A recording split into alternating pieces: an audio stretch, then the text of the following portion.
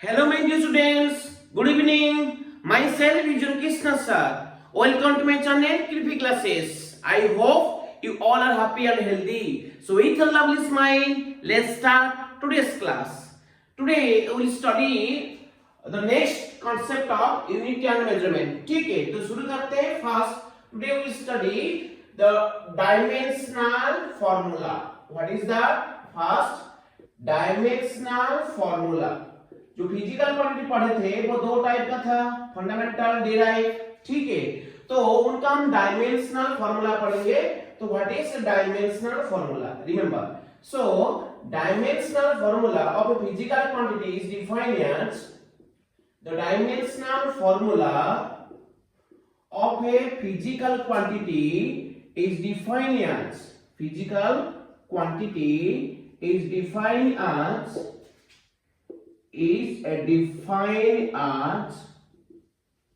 the symbolical expression of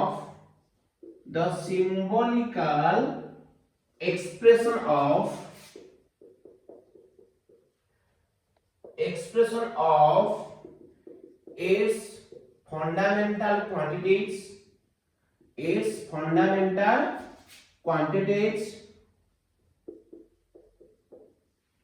raised with powers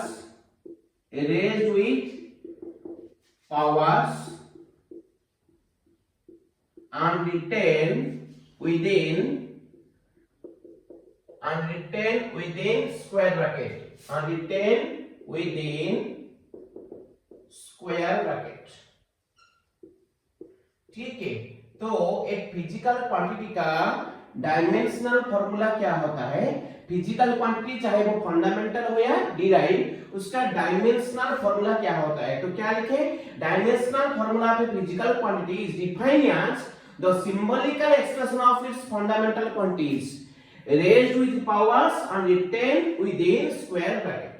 क्या है मतलब? मैं अगर कहूं एग्जांपल के तौर पे हम लिखते हैं, सपोज डायमेंशनल फॉर्मूला ऑफ किसका? Dimensional formula force. Dimensional formula force बताओ. ऑफ फोर्स क्या होगा? फोर्स का स्क्वायर से लिखते हैं फोर्स, उसको डायमेंशनल फॉर्मूला स्क्वायर ब्रैकेट में लिखते हैं. तो क्या होगा बताओ? तो जो फोर्स हम पढ़े थे ना, फोर्स जो एक डिराइव क्वांटिटी, वो कौन से फंडामेंटल क्वांटिटी पर डिपेंड करता है? ध्यान दो.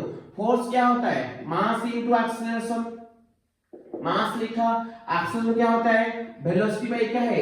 टाइम. इसको और तोड़ा, m/t रखा. वेलोसिटी क्या होता है? Displacement by time. तो देखो, हम जो 7 फंडामेंटल क्वांटिटी पढ़े थे, length, mass, time, temperature, electric current, luminous intensity and amount of substance, उसमें से ये फोर्स कौन सी फंडामेंटल क्वांटिटी पर डिपेंड करता है? देखो, फर्स्ट क्या हुआ? मास, m को डिपेंड करता है. डिस्प्लेसमेंट एक लेंथ है तो l लिखा. नीचे क्या है? टाइम. तो t into t क्या होगा? t square. तो इसको लिखेंगे तो क्या होगा? m l t to the power -2. तो मतलब फोर्स किसके ऊपर डिपेंड करता है? मास, लेंथ और टाइम फंडामेंटल के ऊपर डिपेंड करता है, जिनके ऊपर पावर क्या लिखा गया है ना? इसका पावर -2. l के ऊपर पावर नहीं मतलब क्या है ना? 1. l का पावर नहीं मतलब क्या है? 1. तो ये फोर्स जो डिराइव क्वांटिटी है वो जिस फंडामेंटल क्वांटिटी को डिपेंड करता है, ये उनका symbolical form having with their powers raised with their powers and they have to retain within square bracket. अगर स्क्वायर ब्रैकेट के अंदर उसको लिखेंगे तो वो फोर्स का क्या हो जाएगा? Dimensional formula. याद रखो, फोर्स जिस फंडामेंटल क्वांटिटी को डिपेंड करता है, उसका सिंबॉलिकल फॉर्म को उनके पावर के साथ लिखो. उसका पावर नहीं मतलब 1, इसका नहीं मतलब 1, इसका क्या है? -2. तो फोर्स डिराइव क्वांटिटी, फोर्स एक फिजिकल क्वांटिटी है, कौन सा वाला? डिराइव वाला. तो फोर्स जिस फंडामेंटल क्वांटिटी को डिपेंड करता है, उनका सिंबॉलिकल फॉर्म पावर के साथ लिखो और उनको स्क्वायर ब्रैकेट के अंदर रखो. तो वो क्या हो जाएगा? फोर्स का डायमेंशनल फार्मूला. वही क्या लिखना डेफिनेशन? तो dimensional formula of a physical quantity is defined as the symbolical expression of its fundamental quantities raised with powers and retained within square bracket.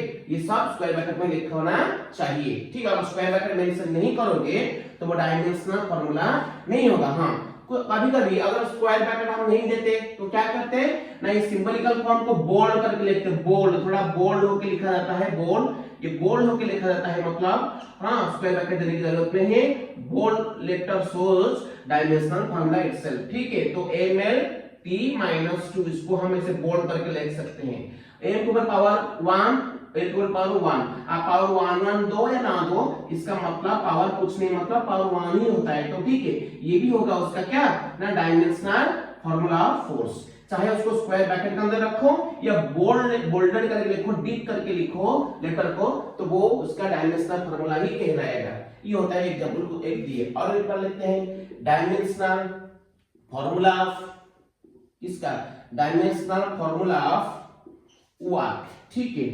Work या एनर्जी किसी का भी, ठीक है। क्या होता है उसका सिंबलिकल फॉर्म क्या था, हम लास्ट वीडियो में पढ़े थे, क्या था, m l2 t - 2 था। ये वर्क या एनर्जी इस फंडामेंटल क्वांटिटी को डिपेंड करता है, और ये उनके ऊपर पावर होता है, m का पावर 1 था, l का 2, t - 2, यस और नो। तो उनको क्या करो ना स्क्वायर ब्रैकेट के अंदर रखो और इसको बोल्ड करके लिखो, अगर स्क्वायर ब्रैकेट देना नहीं चाहते तो उसको बोल्ड करके लिखो, क्या करो m l 2 t क्या है -2, तो क्या होता है अक्सर पे किताब में बोल्डेड होता है, स्क्वायर ब्रैकेट कहीं कुछ कुछ जगह पे नहीं होता, वो बोल्ड करके लिखता है, तो हमको बोल्ड करके लिखने में टाइम लगता है, हम उसको बोल्ड करते हैं तो ओवर राइटिंग करना पड़ता है, इसीलिए इजी होगा स्क्वायर ब्रैकेट दे देंगे, ठीक है।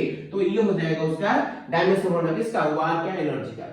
अगर आपको याद नहीं आ रहा है आप उसको तोड़ो, देखो मैंने वर्क का लिया, आपको पता नहीं चल रहा है सर वर्क कौन सी फंडामेंटल क्वांटिटी को डिपेंड करता है, आपको पता नहीं चल रहा है, तो कैसे करना है ना, इसको तोड़ो, तब तक के लिए तोड़ो जब तक के लिए वो टूट रहा है, ठीक है। देखो कैसे ना, वर्क क्या होता है फोर्स इनटू डिस्प्लेसमेंट, डिस्प्लेसमेंट को हम तोड़ नहीं सकते तो फोर्स को तोड़ सकते हैं, क्या है force, mass into acceleration, Newton second law, S पे एस रखो, ठीक है। फिर मास को तोड़ नहीं सकते, एस को तोड़ नहीं सकते, तो उनको ऐसे रखो, अच्छा ए को तोड़ेंगे, ए क्या होता है एक्सीलरेशन, क्या होता है velocity by change in velocity by time, अभी देखो m रखा, s रखा, t रखा, इनको आप तोड़ नहीं सकते, वेलोसिटी को तोड़ सकते हैं, क्या होता है वो डिस्प्लेसमेंट बाय टाइम, तो देखो पूरा आ गया, और आगे तोड़ नहीं सकते।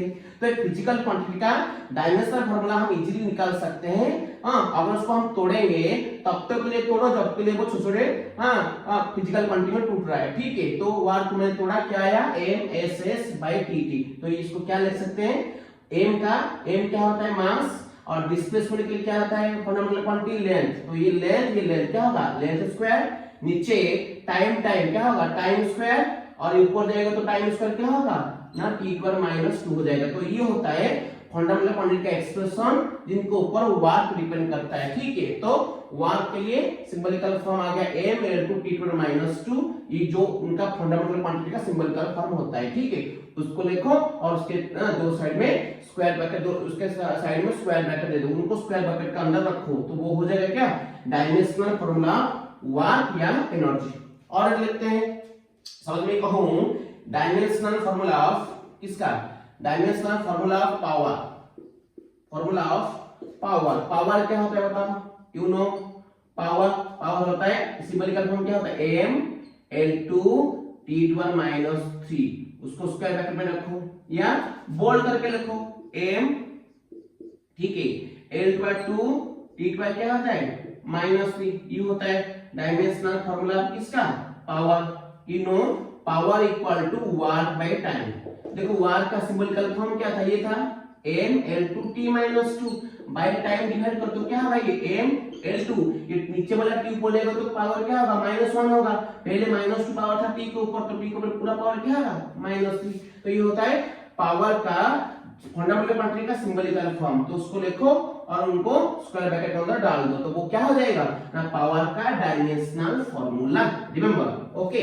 ये होता है पावर का। और एक लिखते हैं suppose dimensional formula of pressure, formula of pressure, बताओ प्रेशर का सिंबलिकल फॉर्म क्या था, जो होता है फोर्स बाय एरिया, हम निकाले थे m l/-1 t/-2, लिखा मैंने।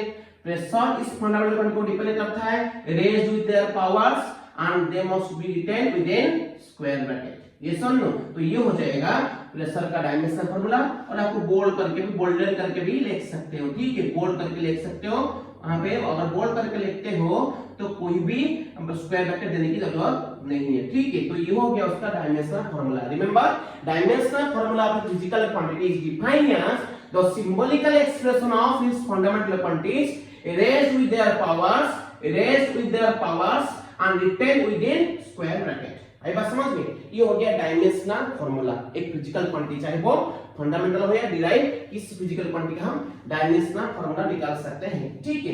ये हो गया। अब चलते हैं आगे। डायमेंशनल फार्मूला के बाद चलते हैं डायमेंशंस। डायमेंशंस मतलब पावर होता है। क्या होता है? पावर। एक्सपोनेंट्स जो आप कहते हो मैथमेटिक्स में, एक्सपोनेंट्स या पावर होता है। डायमेंशंस का मतलब होता है पावर। तो चलते हैं सेकंड टर्म डायमेंशंस। इंपॉर्टेंट है। तो डायमेंशंस ये इसका मतलब होता है एक्सपोनेंट्स या पावर्स।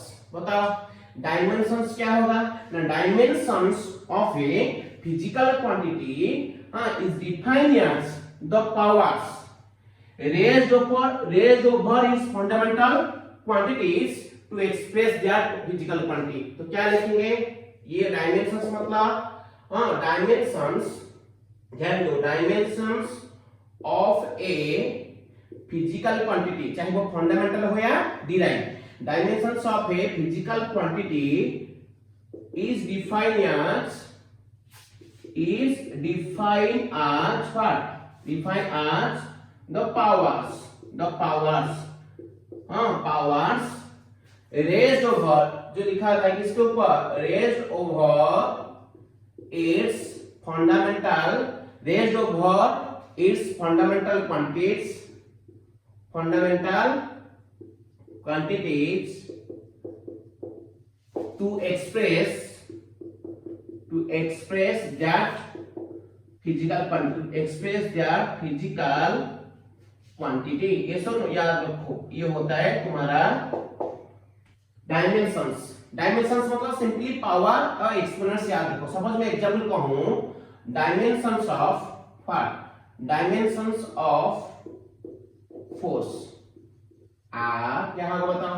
अभी भी कहा था मैंने फोर्स का डायमेंशनल फॉर्मूला क्या कहा था, याद करो, m/L/T-2 with in square bracket. इनको पर पावर नहीं मतलब 1 लिख सकते हो, ठीक है। तो ये होता है dimensional formula, the symbolical expression of the fundamental quantities raised with powers and written within square bracket. ये होता है डायमेंशनल फार्मूला। और डायमेंशंस क्या होगा?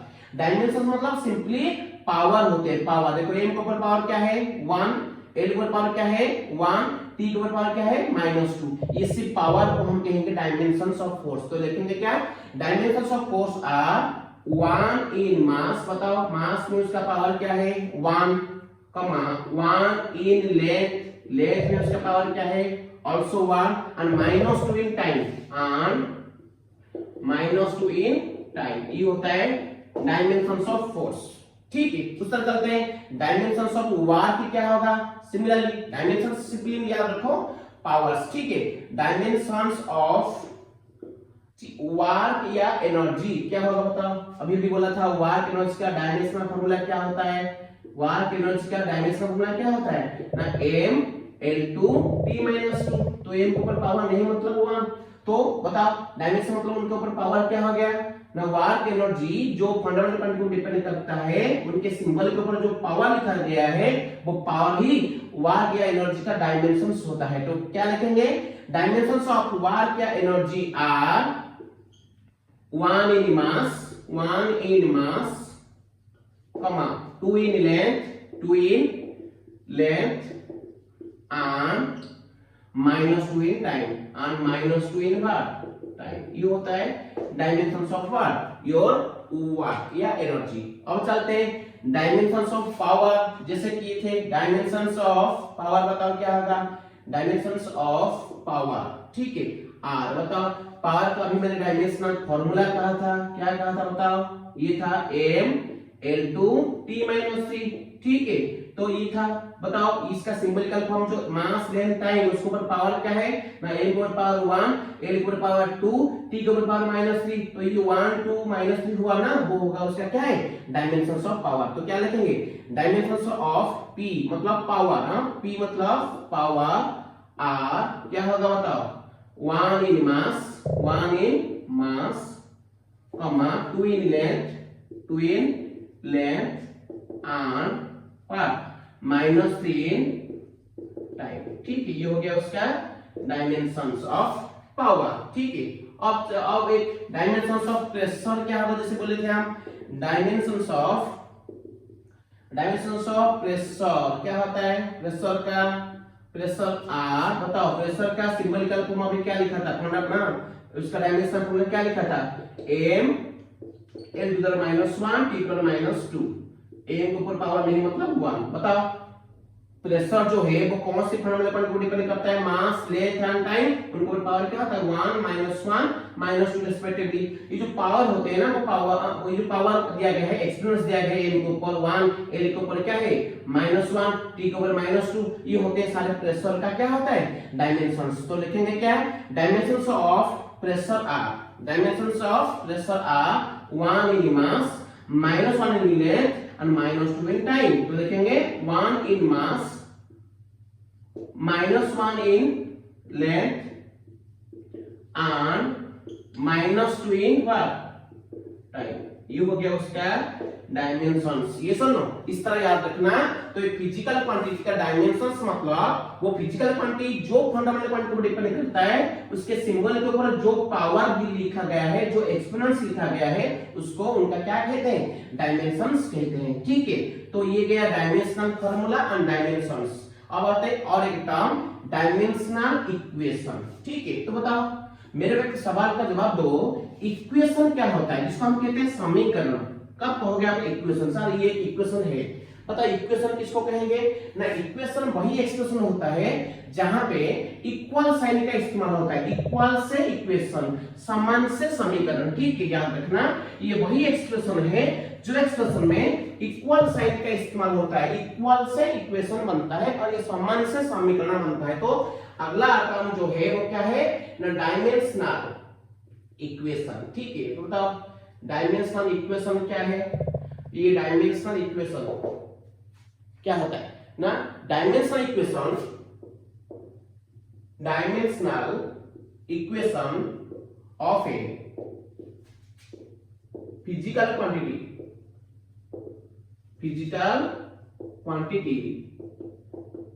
is defined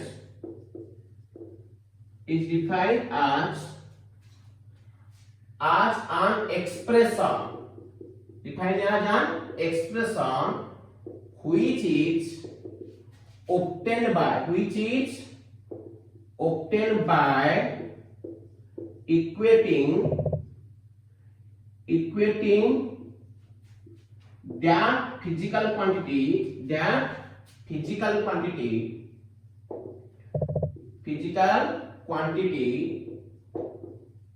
with its dimensional formula।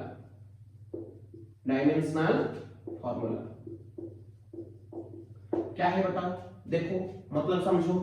मैंने एग्जांपल पे लिया, क्या लिया मैंने, देखो डायमेंशनल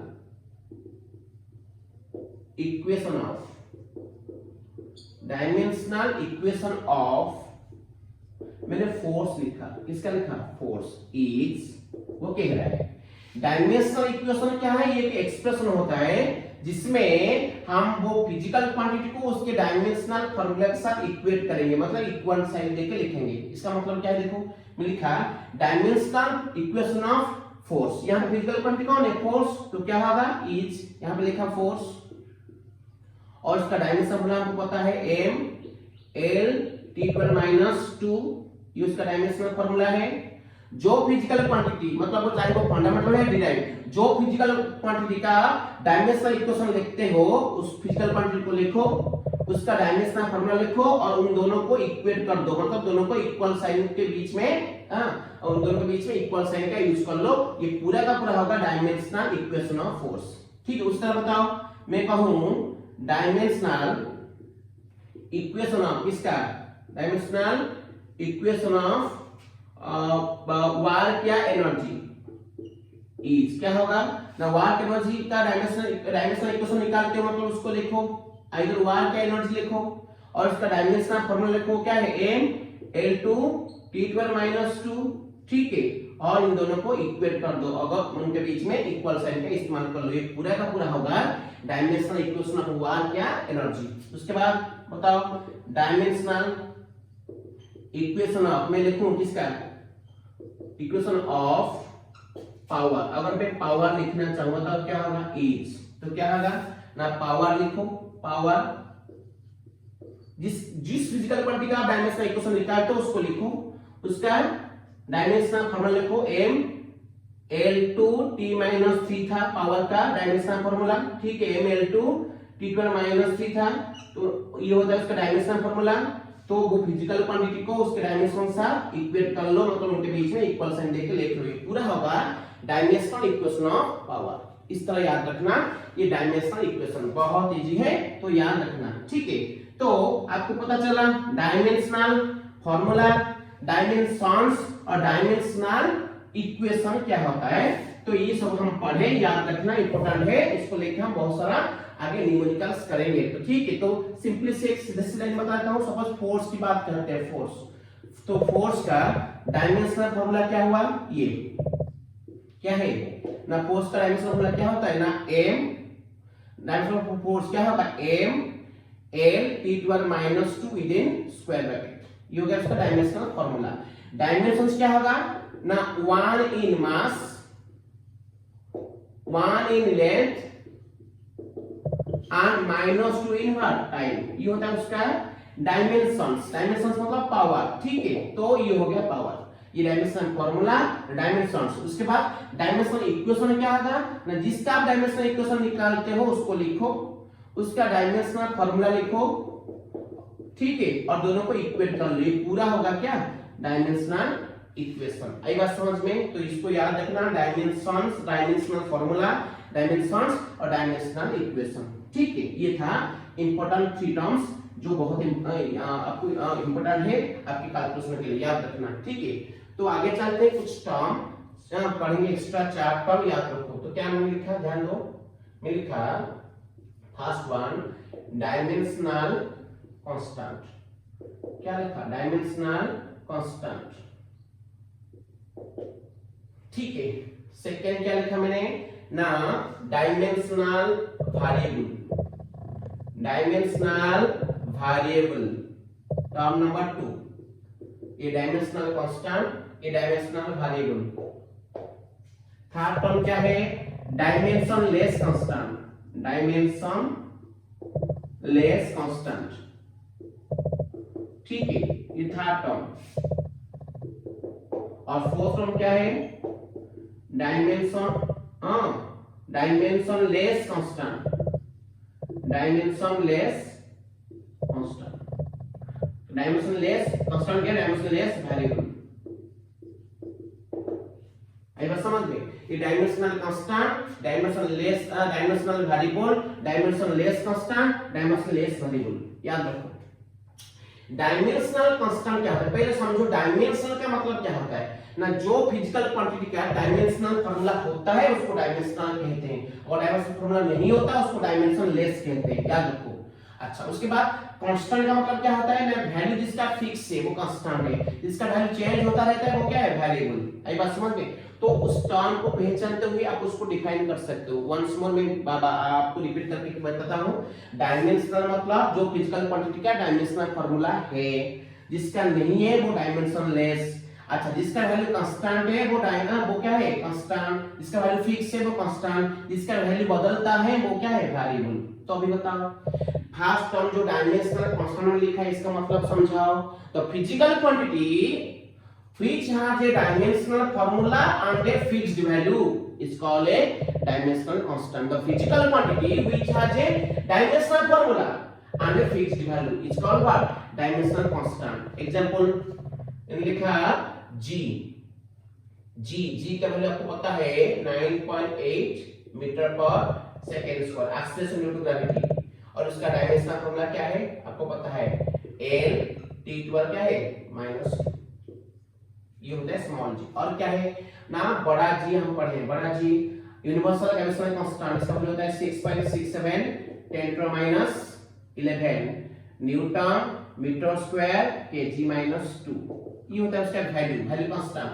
और उसका डायमेंशन फॉर्मूला आपको पता है क्या है, बताओ, m - 1 l cube t minus 2, ये होता है उसका क्या है डायमेंशन। ये क्या होता है उसका डायमेंशनल फॉर्मूला, किसका ना, ये होता है तुम्हारा g यूनिवर्सल ग्रेविटेशनल कांस्टेंट का जो है डायमेंशनल फॉर्मूला, ये होता है। आइए समझ में। और क्या है, और होता है प्लैंक्स कांस्टेंट, याद रखो h, इसका वैल्यू होता है 6.62 10 पर क्या होता है -34 joule second.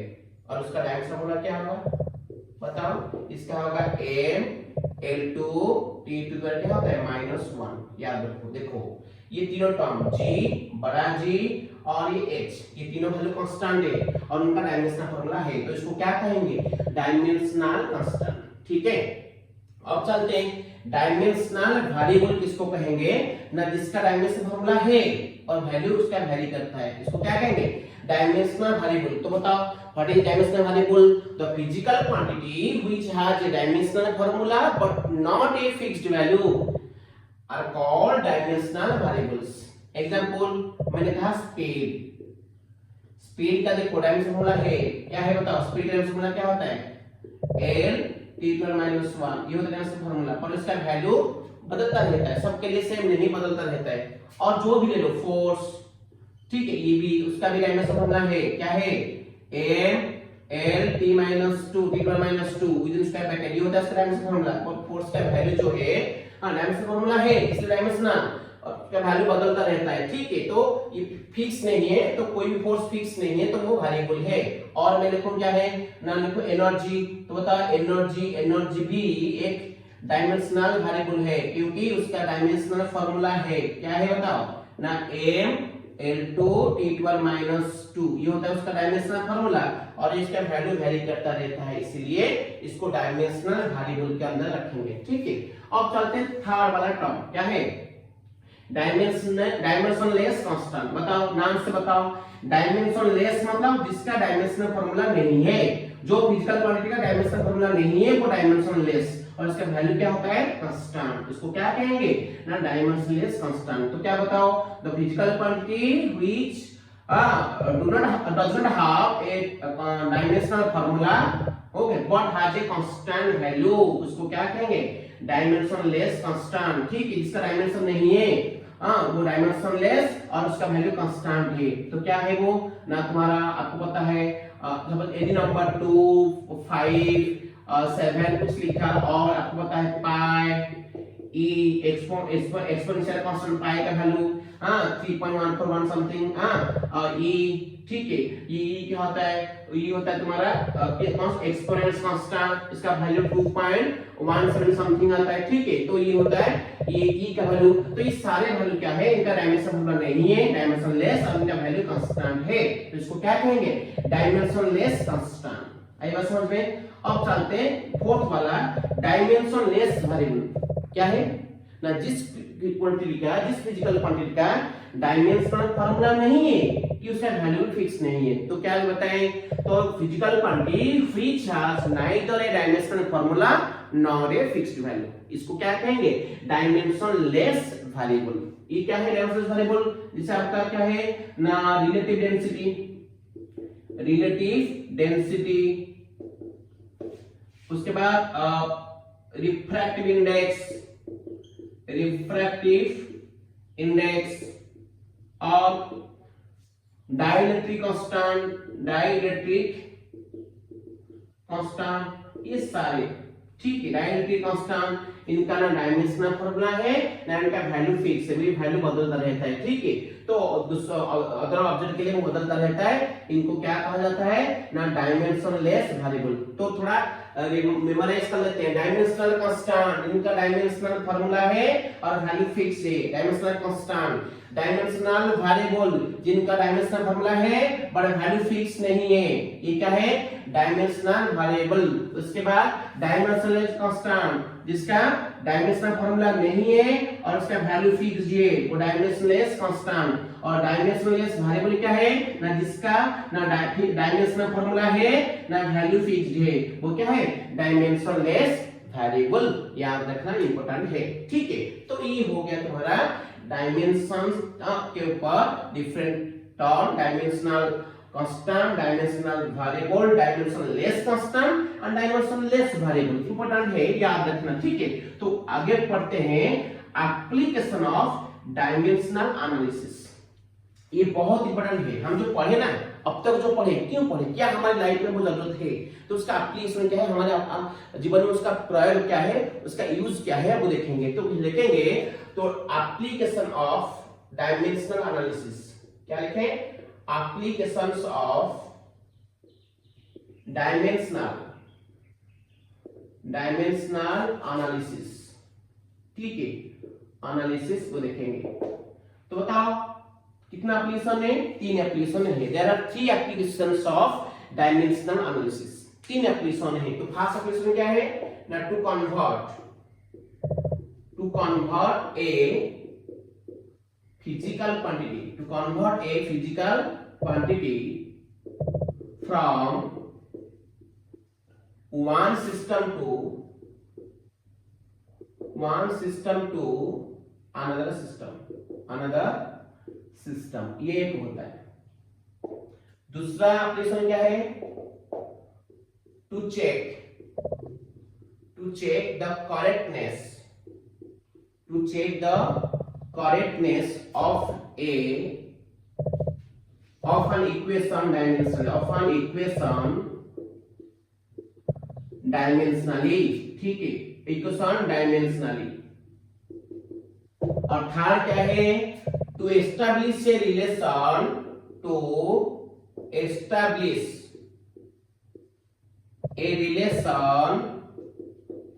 among different physical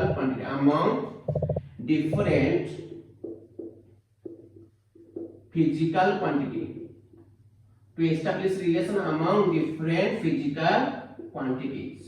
ये तीनों एप्लीकेशन बहुत इंपॉर्टेंट है, ठीक है। तो 1 बाय 1 चलते हैं। ये इसके ऊपर ही आपका लॉन्ग टाइप का डालता है, यूनिट्स एंड मेजरमेंट से कुछ क्वेश्चन इसके ऊपर ही डालेगा, ठीक है। 3 मार्क का या 5 मार्क का डालता है, रियली 5 मार्क आता है पर मैक्सिमम 3 मार्क का डालता है। फर्स्ट एप्लीकेशन होता है to convert a physical quantity from one system to another system. You know there are 2 major systems, एक होता है एसआई सिस्टम जिसको हम कहते हैं सिस्टम ऑफ इंटरनेशनल यूनिट, तो एसआई सिस्टम। दूसरा होता है सीजीएस सिस्टम जो स्मॉल सिस्टम होता है, हम पढ़े हैं जब सिस्टम ऑफ यूनिट्स पढ़ते थे लास्ट लेक्चर में था, तो ये पढ़े थे। तो यहाँ पे 2 सिस्टम यूज करते हैं, स्मॉल सिस्टम के लिए सीजीएस सिस्टम, लार्ज के लिए क्या सिस्टम यूज करते हैं ना, एसआई सिस्टम। तो हम एक सिस्टम से दूसरे सिस्टम को फिजिकल क्वांटिटी कन्वर्ट करेंगे तो कैसे करेंगे, ये फर्स्ट एप्लीकेशन। तो चलते हैं, उसके बाद सेकंड होता है to check the correctness of an equation dimensionally. तो डायमेंशनल देखेंगे एक इक्वेशन सही ना गलत, उसको परखेंगे, ठीक है। और थर्ड क्या है, to establish a relation among different physical quantity, कुछ फिजिकल क्वांटिटी के बीच में रिलेशन हम बनाएंगे, देखेंगे, मतलब कुछ फिजिकल क्वांटिटी का इस्तेमाल करके हम कुछ इक्वेशन बनाएंगे जिसको हम कहते हैं डायमेंशनल इक्वेशन। तो उसको हम बनाएंगे थर्ड एप्लीकेशन में। तो 1 बाय 1 चलते हैं। तो फर्स्ट आपका होता है कौन सा ना, to convert a physical quantity from one system to another system, ध्यान दो। सो सपोज मैंने एक सिस्टम लिया, एक सिस्टम होता है बड़ा सिस्टम, कौन सा सिस्टम, एसआई सिस्टम, और दूसरा क्या होता है सीजीएस सिस्टम। आएगा समझ में। जब हम कन्वर्ट करते हैं ना, एक सिस्टम से दूसरे सिस्टम में कन्वर्ट करते हैं ना, तो उनका जो नेट वैल्यू चेंज नहीं होता। नेट वैल्यू क्या होता है, कांस्टेंट, और उसका न्यूमेरिकल वैल्यू और उसका साइज ऑफ द यूनिट वो क्या होता है, चेंज होता है। देखो कैसे, सपोज मैंने कहा 12 मीटर, उसको कन्वर्ट करेंगे क्या होगा, बताओ सेंटीमीटर में, तो क्या होगा 1200 सीएम होगा। आई बात समझ गए। तो देखो इधर जब कन्वर्ट किए, नंबर न्यूमेरिकल वैल्यू चेंज हुआ, 12 से क्या हो गया 1200, और उसका स्टैंडर्ड ऑफ यूनिट चेंज हुआ, क्या होगा, मीटर था सीएम हो गया। आई बात समझ में। Still this two amount are same और नॉट सेम, ठीक है। चाहे जब आप सिस्टम को चेंज करते, जब आप एक क्वांटिटी को एक सिस्टम से दूसरे सिस्टम को कन्वर्ट करते हो, तो उनका नेट वैल्यू क्या होता है, सेम, या उनका जो न्यूमेरिकल वैल्यू वो चेंज होता है और उसका साइज होता है जो यूनिट का वो चेंज होता है। आई बात समझ में। और इन दोनों का वैल्यू सेम होता है। तो इसको लिखेंगे कैसे, एक्सप्रेस करेंगे कैसे ना, इसको कहते हैं N1, इसका जो न्यूमेरिकल वैल्यू, इसका न्यूमेरिकल वैल्यू क्या होता है N2, और इसका ये क्या है यूनिट, क्या है U1, इसका क्या है U2, दोनों सेम रहेगा। आई बात समझ में, सेम रहेगा। तो बताओ n1 क्या होगा, इसका यूनिट को अगर डायमेंशनल फार्मूला में लिखेंगे कैसे लिखेंगे, m1 l1 t1, और इसको कैसे लिखेंगे, n2 तो था, इसका यूनिट को अगर डायमेंशनल में लिखेंगे क्या लिखेंगे, m2 l2 t2। आई बात समझ में। और एक बात देखो, जब यूनिट को हम कन्वर्ट करते हैं लार्जर से स्मॉलर या स्मॉलर से लार्जर, वो एक फिजिकल क्वांटिटी को बताता है। देखो चाहे मीटर लो या सेंटीमीटर, ये फिजिकल क्वांटिटी है, क्या है, लेंथ। इसीलिए इनका डायमेंशन सेम होगा। इस साइड में उसका डायमेंशन जो रहेगा mlt का, उधर भी डायमेंशन वही रहेगा mlt का, क्योंकि चाहे मीटर हो या सेंटीमीटर, दोनों एक फिजिकल क्वांटिटी को रेफर करते हैं, समझाते हैं, इसीलिए डायमेंशन दोनों का सेम रहेगा। और इसको डायमेंशन फॉर्मूला करके लिखेंगे तो क्या देंगे, स्क्वायर ब्रैकेट कर देंगे। आएगा समझ में। तो ये दोनों क्या हो जाएगा, सेम होगा। ये होता है उसका unit form, numerical value is unit, ये उसका न्यूमेरिकल वैल्यू टू यूनिट। अगर यूनिट को हम डायमेंशन फार्मूला में कन्वर्ट करेंगे तो ये आ जाएगा having the same dimensions in each side. क्यों, क्योंकि मीटर हो या सेंटीमीटर हो या मीटर, ये दोनों लेंथ को ही समझाते हैं, एक फिजिकल क्वांटिटी को समझाते हैं, इसीलिए इन दोनों का डायमेंशन सेम होगा। तो फार्मूला इसको याद रखना। तो इधर एसआई में सबसे बड़ा यूनिट होता है एसआई, ये बड़ा, ये क्या होता है छोटा सीजीएस, तो वही को लिखेंगे। इसका इस सिस्टम में न्यूमेरिकल वैल्यू क्या है, n1, सबसे इस सिस्टम में न्यूमेरिकल वैल्यू क्या है, n2। यहाँ पे उसका मास क्या है, m1, यहाँ पे उसका मास क्या है, सपोज m2। इधर उसका लेंथ क्या है, l1, इधर लेंथ क्या है, l2, इधर टाइम क्या है, t1, इधर टाइम क्या है, t2। आई बात समझ में। अब उसको एक्सप्रेस करेंगे फिजिकल क्वांटिटी के हिसाब से, तो क्या होगा, ये n1 यूनिट और न्यूमेरिकल वैल्यू, उसके बाद यूनिट, अगर यूनिट नहीं तो उसके बाद डायमेंशनल फार्मूला। तो बताओ n1 लिखेंगे, उसका डायमेंशन क्या होगा, m1 l1 t1, ऊपर डायमेंशंस क्या देंगे, a b c, इक्वल होगा। चाहे आप कन्वर्ट करो एसआई से सीजीएस, ये सीजीएस से एसआई, बड़े से छोटा, ये छोटे से बड़ा, आप कन्वर्ट करो, दोनों का वैल्यू सेम रहता है, न्यूमेरिकल वैल्यू चेंज होता है, यूनिट का साइज चेंज होता है, पर उनका वैल्यू सेम रहेगा। 12 मीटर 12 सेम, दोनों सेम ही है, ठीक है।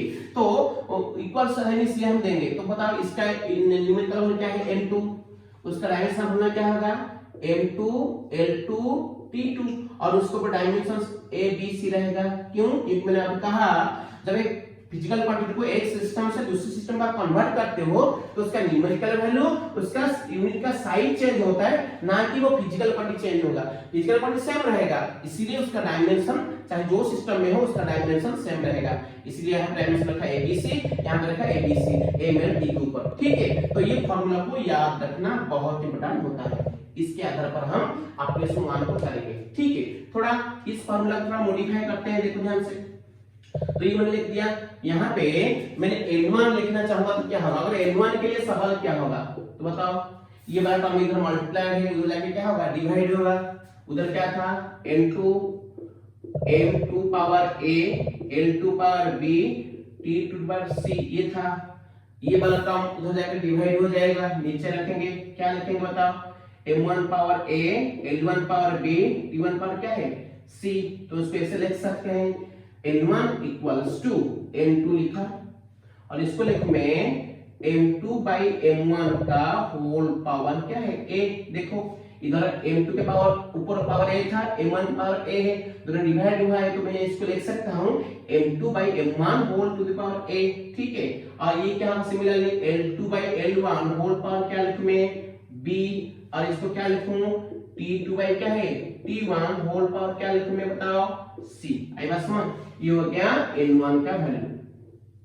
मैंने आपको एक ट्रिक बता रहा हूं, ध्यान से रखो। अगर डायरेक्ट आपको फार्मूला लिखना है न्यूमेरिकल के लिए तो कैसे करना है, देखो अगर n1 के लिए पूछा है, n1 मतलब SI का वैल्यू पूछा है, SI में उसका वैल्यू क्या होगा वो पूछा है n1, तो इधर n1 लिखना, लेफ्ट में इक्वल साइन लेकर राइट में n2 लिखना। क्या लिखना, n2, राइट में n2 रहेगा। अच्छा, राइट में जो टर्म रहेगा n2 मतलब 2 वाला टर्म, तो उसके 2 वाला टर्म सारे ऊपर रहेंगे, मतलब m2 ऊपर, देखो l2 ऊपर t2 ऊपर, और उसका रेस्पेक्टिव नीचे रहेंगे, ठीक है। तो देखो n1 पूछा है, इक्वल राइट में रहेगा n2, राइट में जो रहेगा उसके लोग सब ऊपर रहेंगे, उसके टर्म रेस्पेक्टिव टर्म सब ऊपर रहेंगे। तो देखो m2 नीचे आ गया m1, ऊपर l2 नीचे l1, ऊपर t2 नीचे क्या है t1, और abc तो रहेगा उसका डायमेंशन। अगर आपको n2 पूछा होगा, बताओ क्या है फार्मूला, आराम से बता सकते हो। अगर n2 पूछा है तो राइट में क्या रहेगा, n1, तो राइट में n1 रहा मतलब 1 वाला टर्म, तो सारे 1 वाले टर्म ऊपर रहेंगे, तो क्या लिखेंगे बताओ, m1 नीचे m2, पावर क्या होगा a, L1 नीचे L2 पावर क्या होगा b, T1 नीचे क्या है T2 पावर क्या है c। इसको याद रखो, चाहे वो N2 पूछा है या N1 पूछा है, फॉर्मूला आपके साथ दे दिया गया, इसके आधार पर हम कैसे क्वेश्चन करेंगे। ठीक है, तो ये N1 N2 दोनों दे दिया गया, उसके आधार पर हम किसी क्वेश्चन करेंगे। अभी आगे बढ़ते हैं क्वेश्चन के लिए। ठीक है, तो स्टार्ट करते हैं। अब देखो क्वेश्चन कैसा, बहुत बहुत इंटरेस्टिंग है, इजी है। अब बस डायमेंशनल फार्मूला थोड़ा थोड़ा इसको रिमाइंड करना, देखना, देखो सारे के सारे हो जाएगा आपका न्यूमेरिकल। ठीक है, तो चलते हैं एक क्वेश्चन, तो इसके ऊपर एक दो क्वेश्चन करते हैं, तभी पता चलेगा कैसे ये हो जाएगा हल। बहुत इजी, आपके पास जो भी किताब है एनसीईआरटी हो या कोई भी किताब आप फॉलो करते हो, ठीक है, तो उसमें से क्वेश्चन जो होगा उसको करो। कुछ डाउट है तो मेरे को पूछना करो, कमेंट में मेरे को बता दो सवाल। ठीक है, चलते हैं इसका एग्जांपल, एक क्वेश्चन लेते हैं। क्वेश्चन नंबर 1 क्या दिया है, कन्वर्ट 72 न्यूटन टू डाइड, ये पूछा है सवाल। ठीक है, देख यहां से एक बात देखो, यहाँ पे क्वेश्चन में देखो जो यूनिट दिया है वो किसका है, देखो न्यूटन डाइन किसका है ना, फोर्स का यूनिट। याद रखो, क्वेश्चन से आपको पता लगाना है वो जो वहां पे जो यूनिट लिखा गया है वो कौन सी फिजिकल क्वांटिटी का यूनिट है, उसको याद रखना। तो बताओ, सॉल्व करेंगे, सॉल्यूशन जाएंगे। ठीक है, तो बताओ here the physical quantity is what, here the physical quantity is, बताओ quantity is फोर्स। क्यों, कैसे ना, न्यूटन डाइन फोर्स का यूनिट होता है, न्यूटन होता है बड़ा यूनिट, डाइन होता है छोटा यूनिट। ठीक है, तो यूनिट से आपको पता लगाना है कौन सी फिजिकल क्वांटिटी दिया गया है क्वेश्चन में। तो यहाँ पे फिजिकल क्वांटिटी क्या है, फोर्स। एक बार फोर्स मिल गया, जो फिजिकल क्वांटिटी मिल गया, उसका डायमेंशनल फार्मूला लिखो। तो डायमेंशनल फार्मूला फोर्स क्या है, हमको पता है, बताओ क्या है ना, m to the power 1 l power 1 t क्या है -2, ये होता है dimensional formula of force. Force का निकाल लिए, तो क्वेश्चन से हमको पता चला, न्यूटन डाइन यूनिट देख के हमको पता चला ये किसका यूनिट है ना, फोर्स का।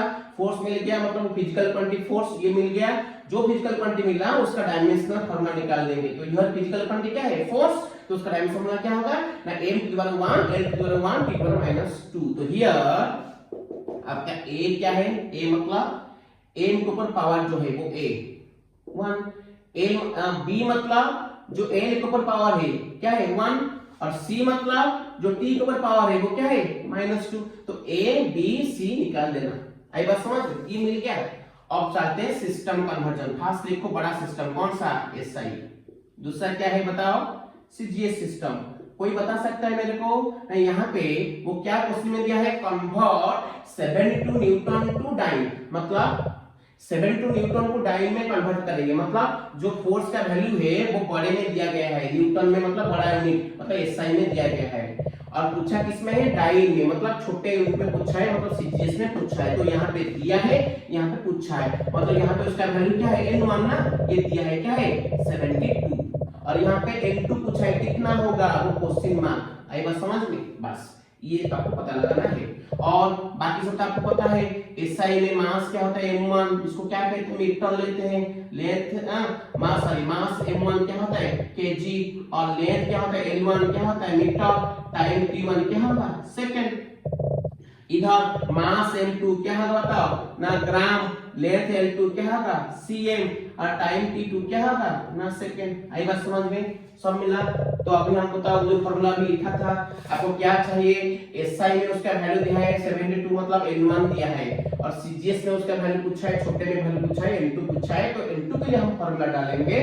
तो बताओ n2 के लिए फार्मूला था, व्हाट इज n2, मैंने आपको कहा था n2 इक्वल नाउ, n2 क्या था, मैंने कहा था n2 पूछा है, n2 इक्वल टू, n2 रहा मतलब राइट में क्या रहेगा n1, और राइट में जो रहेगा उसके वैल्यू सब ऊपर रहेंगे। बताओ राइट में रहा n1, तो 1 वाला टर्म रहा, सारे 1 वाले टर्म ऊपर रहेंगे, तो m1 ऊपर, नीचे उसका m2, पावर क्या देंगे a, l1 ऊपर, नीचे उसका l2, पावर क्या है b, t1 ऊपर, नीचे t2, पावर क्या है उसका c। ठीक है, तो n2 अपना क्या हुआ बताओ, n1 का वैल्यू क्या मिला है बता 72, कितना 72, m1 कितना मास, m1 कितना kg, बड़े में kg लिखो, नीचे m2 क्या है ग्राम, पावर a हमको कितना मिला है 1, उस पर L1 length 1 L1 metre, L2 cm, तो क्या लिखेंगे मीटर पर मीटर बाय नीचे क्या है सेंटीमीटर, उसका पावर b मतलब क्या लिखा इधर 1, b1 लिखा। अच्छा t1 क्या है सेकंड, t2 भी सेकंड, उसका पावर c क्या है -2 रहने दो, ठीक है। देखो t1 सेकंड t2 भी सेकंड डाल दिया। अब देखो आगे चलो, n2 क्या हुआ 72। अभी बड़े को छोड़ो, केजी और ग्राम, उसमें बड़े का नहीं केजी, बड़े को तोड़ो, केजी को तोड़ो, केजी 1 केजी कितना ग्राम 1000 ग्राम, 1000 मतलब 10⁻³ ग्राम, ठीक है। केजी को मैंने तोड़ दिया 1000 ग्राम, नीचे तो ग्राम था रखो पावर 1। अब इसमें से बड़ा कौन है मीटर, बड़े को तोड़ो 1 मीटर कितना cm 100 cm, 100 मतलब 10⁻² cm, नीचे ही तो cm था ही, उसका पावर क्या है 1। अच्छा ये सेकंड में सेकंड कट जाएगा 1 होगा, 1 पर जो भी पावर डालो वो क्या होता है 1 होता है। आई बात समझ में। देखो अभी लिखो n2 क्या हुआ 72, अभी ग्राम ग्राम कटा क्या रहा 10⁻³ बाहर पावर 1। अच्छा इधर cm कटा क्या रहा 10⁻², बाहर पावर क्या है 1, अभी 1 into 1 तो सेम रहेगा। अभी देखो n2 क्या हो गया 72, 10 क्या है 3, बाहर पावर 1, तो पावर के ब्रैकेट के बाहर कुछ पावर है तो वो दोनों पावर इनटू होगा, तो 3 into 1 क्या होगा 3।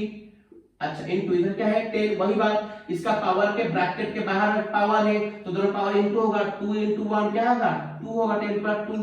अभी पूरा इनटू अपना क्या हुआ 72 into 10⁻5 आ गया आंसर। तो आप देख सकते हो नीचे कंक्लूजन में क्या है 72 न्यूटन इक्वल्स टू कितना मिला 72 into 10⁻5 9, that is your answer. ये हो गया, ठीक है आसानी से। ये होता है तुम्हारा conversion from one system to another system SI to CGS. आई बात समझ में, देख लो। अच्छा अब चलते और एक क्वेश्चन देखते हैं, ठीक है। मैं इसको मिटा देता हूं और एक क्वेश्चन देखते हैं। वही तो एक सिस्टम से दूसरे सिस्टम में कन्वर्ट करेंगे, तो सीधी सी बात आपको याद रखना है जो क्वेश्चन में दिया गया होगा, जो चीजें वहां पे यूनिट दिया गया होगा क्वेश्चन में, तो वहां से आपको पता लगाना है वो यूनिट कौन सी फिजिकल क्वांटिटी का यूनिट है, उसके हिसाब से आप उसको आराम से कर सकते हो, ठीक है। तो अभी चला मैंने क्वेश्चन नंबर 2, ठीक है। क्वेश्चन नंबर 2 में देखेंगे, क्वेश्चन नंबर 2 क्या लिखा मैंने, सपोज क्वेश्चन नंबर 2 में रखा मैं कन्वर्ट 25 और 2 जूल। देखो यहाँ पे आ गया ऑर्गन जूल, बताओ ऑर्ग जूल किसका यूनिट होता है, वाट का, किसका वाट का। तो ऑर्ग होता है छोटा यूनिट, जूल होता है बड़ा यूनिट। बताओ वाट क्या एनर्जी कोई भी ले लो, तो सॉल्यूशन चलते हैं। बताओ here the physical quantity is what, here the physical quantity is, बताओ क्वांटिटी इज वाट। कोई एनर्जी ले सकता है, नो प्रॉब्लम, वाट एनर्जी, हाँ दोनों सेम ही है, तो वाट की जगह एनर्जी ले सकते हैं, नो प्रॉब्लम। अच्छा तो यूनिट को देख के हमको मिला उसका फिजिकल क्वांटिटी वाट। उसके बाद वो वाट का क्या करेंगे, डायमेंशनल फॉर्मूला लिखेंगे, क्या था m L2 T2 क्या है -2, m के ऊपर पावर नहीं मतलब 1। तो बताओ यहाँ से a कितना हुआ m का पावर 1, b कितना हुआ l का पावर 2 और c कितना हुआ t का पावर -2। तो abc मिला। उसके बाद चलते हैं सिस्टम कन्वर्ट करेंगे। एक होता है एसआई बड़ा सिस्टम, दूसरा होता है सीजीएस छोटा सिस्टम। मेरे को बताओ यहाँ पे कौन सा सिस्टम में दिया है, मैंने कहा था वाट जूल और दोनों वाट का यूनिट होता है, और होता है छोटा यूनिट मतलब सीजीएस का है यूनिट ये है, और जूल होता है बड़ा यूनिट मतलब एसआई का है। मतलब सीजीएस का यूनिट का दिया है कितना वैल्यू N2 25 दिया है, और एसआई में पूछा है, बड़े में पूछा है मतलब उसका N1 पूछा है क्वेश्चन मार्क, ये सब बस। और उसके बाद उसका मास, बड़े में मास होता है कितना केजी, लेंथ होता है क्या मीटर, टाइम क्या होता है सेकंड, और छोटे में मास क्या होता है ग्राम, लेंथ क्या होता है सेंटीमीटर, टाइम क्या होता है सेकंड, ये सब बस। अभी हमको फॉर्मूला क्या चाहिए, N1 चाहिए ना N2 चाहिए, बस। नाउ अप्लाइंग डायमेंशनल फॉर्मूला हमको चाहिए N1। तो बता N1 क्या होगा, मैंने लेफ्ट में हमको N1 मांगा है तो राइट में क्या लिखेंगे N2, और राइट में जो रहेगा उसके वाले टर्म्स ऊपर रहेंगे। राइट में n2 मतलब 2 वाले टर्म, सारे 2 वाले टर्म ऊपर रहेंगे तो क्या रहेंगे m2, नीचे रहेगा उसका m1 होल पावर क्या है 1। अच्छा l2 रहेगा 2 वाला टर्म, नीचे रहेगा l1 होल पावर क्या है 2, होल पावर के ये a है, ये क्या है b है, और इधर क्या रहेगा t2 बाई क्या है t1 होल पावर क्या है c है। ठीक है, उसके बाद उसका वैल्यू डालेंगे तो n1 क्या होगा बताओ, n2 कितना दिया है 25 लिखा, m2 कितना ग्राम, m1 कितना केजी, पावर a कितना, a होता है 1 तो 1 लिखा है एक जगह पे। l2 क्या है cm, l1 क्या है मीटर, उसका पावर b कितना दिया है 2, देखो इधर से b2। अच्छा उसके बाद t2 सेकेंड और t1 भी सेकेंड बाई सेकेंड, उसका पावर c क्या है ना -2, देखो c इतना -2 लिख दिए। अब चलते n1 क्या हुआ 25।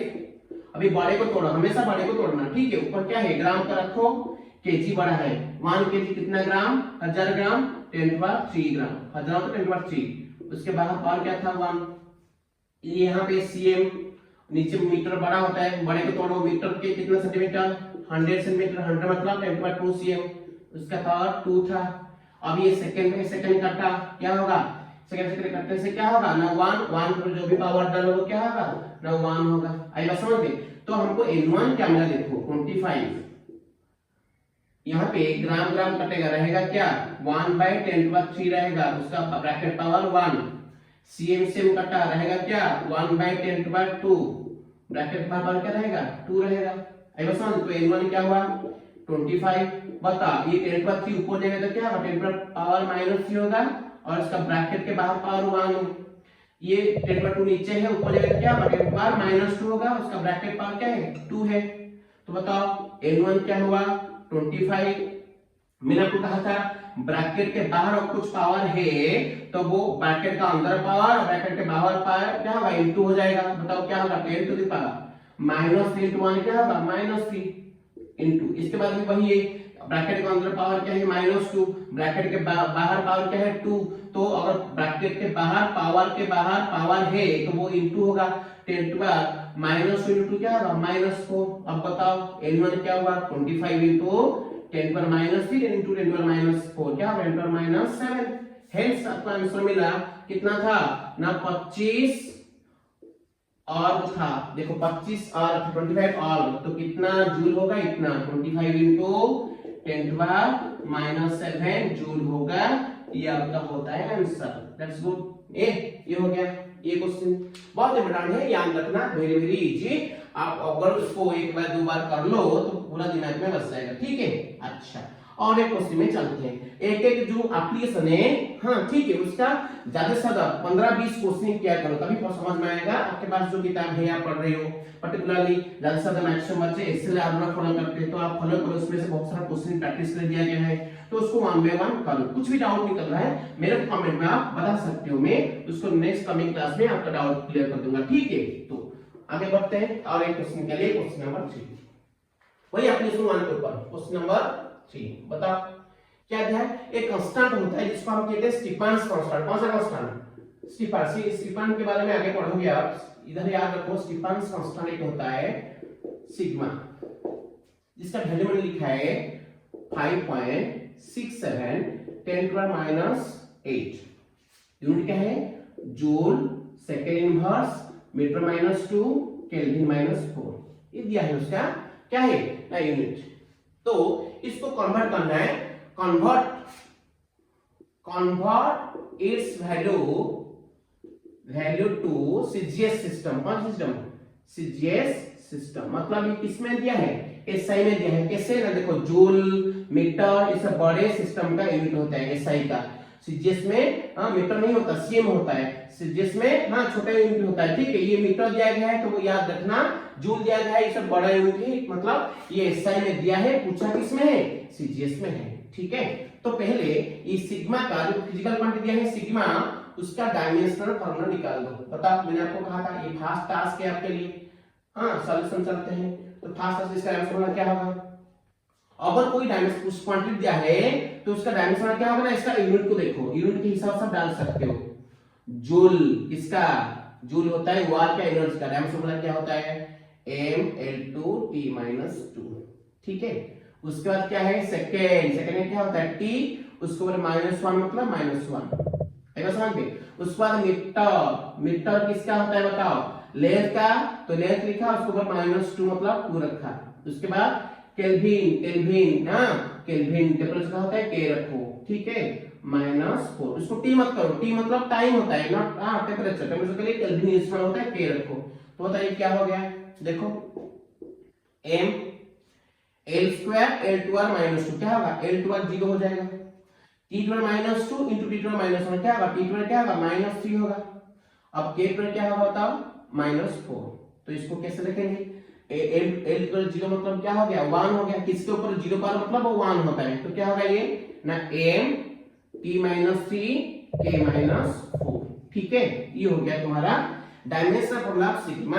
तो यहाँ पे a क्या है, m का पावर नहीं मतलब 1, b क्या है ना t का पावर -3, और c क्या है k का पावर, टेम्परेचर का पावर क्या है -4, ठीक है। अब चलते हैं सिस्टम चुनने के लिए, SI, दूसरा क्या होता है CGS। बताओ SI इसका वैल्यू किसमें दिया है, बड़े में दिया है, मतलब ये जो नंबर होता है वो SI का नंबर मतलब N1 5.67, और CGS में पूछा है क्या होगा, क्लियर। अभी इसके नीचे लिखो M1 होता है SI में kg, हाँ इधर M क्या होता है ग्राम, इधर L1 क्या होगा मीटर, इधर L2 क्या होगा cm, इधर T1 क्या होगा सेकेंड, इधर T2 क्या होगा सेकेंड। अच्छा T तो नहीं लेंगे, यहाँ पे देखो ये एक्सप्रेशन में T नहीं, T है। अच्छा लेंथ है क्या, तो लेंथ को आप ओमिट कर सकते हो, लेंथ लेवन और लेंथ को आप नहीं ले सकते, क्योंकि जो फाइनल है उसका एक्सप्रेशन आया m t k के ऊपर आया, इसका l को इग्नोर कर सकते हो, l आप लोगे नो प्रॉब्लम, और नहीं लेना चाहिए तो आराम से उसको स्किप कर सकते हो। किसको लेना, सिर्फ m लेना, उस पर t लेना, T1 सेकेंड, इधर T2 क्या है आल्सो सेकेंड, उसके बाद टेम्परेचर उसका केल्विन K1 K, इसका K2 भी K, केल्विन चाहे बड़े में छोटे में सेम दिया जाता है सेकंड की तरह, ठीक है। तो ये होता है K1 K K2 K। अभी बताओ हमको किसका वैल्यू चाहिए, L2 N1 तो दिया है, L2 पूछा है, तो बताओ apply now, applying dimensional formula analysis. तो हमको क्या पता है, हमको N2 चाहिए, तो N2 क्या होगा, मैंने कहा था N2 अगर हमको चाहिए, इधर क्या रहेगा N1, अगर इधर N1 रहा उसके 1 N1 रहा मतलब 1 वाला टर्म रहा राइट में जो टर्म रहेगा 1 वाला टर्म, उसके सारे टर्म ऊपर रहेंगे, मतलब 1 वाले टर्म से ऊपर रहेंगे, तो क्या होगा m1 बाय क्या होगा नीचे m2 होल पावर क्या होगा a, t1 bye t2 whole power क्या होगा b, k1 bye k2 whole power क्या होगा c। आपको के साथ आप l क्यों नहीं लिखे, l इसलिए नहीं लिखा क्योंकि इस एक्सप्रेशन में l नहीं है, ठीक है, इसलिए l मैंने नहीं लिया है इसलिए नहीं लिखा। तो n2 क्या है बताओ, इक्वल n1 कितना दिया है 5.67, ठीक है। अच्छा m1 कितना kg, m2 कितना ग्राम, उसका पावर a कितना है इधर देखो 1, p होता है -3, c होता है -4, तो a लिखा मैंने 1, t1 क्या है सेकेंड, t2 क्या है सेकेंड, पावर b मतलब क्या होता है देखो b -3, k1 होता है k, k2 होता है k, और क्या है c होता है -4, तो -4 मैंने लिखा, ठीक है। अब देखो n2 क्या हुआ ना 5.67, ठीक है। अभी बड़े को तोड़ो, केजी ग्राम में बड़ा कौन केजी, तो केजी को तोड़ो 1 केजी कितना ग्राम 1000 ग्राम मतलब 10³ ग्राम, नीचे ग्राम है कट जाएगा तो ग्राम तो पावर 1 लिखो। अब देखो ये सेकंड बाय सेकंड 1 पर जो भी पावर डालो वो 1 होता है इनटू केल्विन कटा 1 पर जो पावर क्या होगा 1 होगा। अब देखो ये क्या हो गया इनटू 5 पॉइंट। अच्छा अरे बात, ये जो L1 था ना इसका वैल्यू क्या था, L1 का वैल्यू था 5.67 10 पर -8, इसका न्यूमेरिकल वैल्यू, ठीक है। 5.61 into 10 पर क्या है -8 into 10 पर -8, तो 5.61 67 10 पर क्या है -8 था ये N1 का वैल्यू, ठीक है। अच्छा अभी ये क्या आया ग्राम कटा 10 पर 3 का ब्रैकेट पावर 1, तो क्या होगा 10 पर 3 होगा। तो बताओ N2 क्या मिला 5.67 10 पर -8 into 10 पर 3 क्या होगा 10 पर -5, ये आ गया। तो हेंस आप लिख सकते हो 5.67 10 पर -8 joule, second inverse metre -2 kelvin -4। इसका वैल्यू क्या होगा छोटे में, ये वैल्यू क्या होगा 5.67 10 -5। इसी हिसाब से यूनिट चेंज करके लिखो, बड़े में जूल छोटे में क्या होगा, और बड़े में सेकंड छोटे में सेकंड होगा, उसका इनवर्स बड़े में मीटर छोटे में क्या होगा cm, उसका -2 केल्विन तो रहेगा सेम k -4। आई बात समझ में, ये हो गया आपका आंसर। ये तो था question 1, how to convert a physical quantity from one system to another system. ये बहुत इंटरेस्टिंग है, तो इसको प्रैक्टिस करना, आपके पास जो भी किताब है उसका क्वेश्चन सब करना, मुझे डाउट पूछना, वन बाय वन हम चलेंगे। तो कमिंग क्लास में हम आके देखेंगे उसका application 2 and 3 to check the correctness of the physical quantity, dimensional equation of a physical quantity, and last one application था to check the to establish the relation among different physical quantity। ये दो application जो अलग है वो हम coming class में करेंगे। तो ठीक है, तो मिलते हैं अगले क्लास में। Thank you very much guys, wish all the best for your career. हां, wish all very best. Jai Jagannath, good night to all, thank you.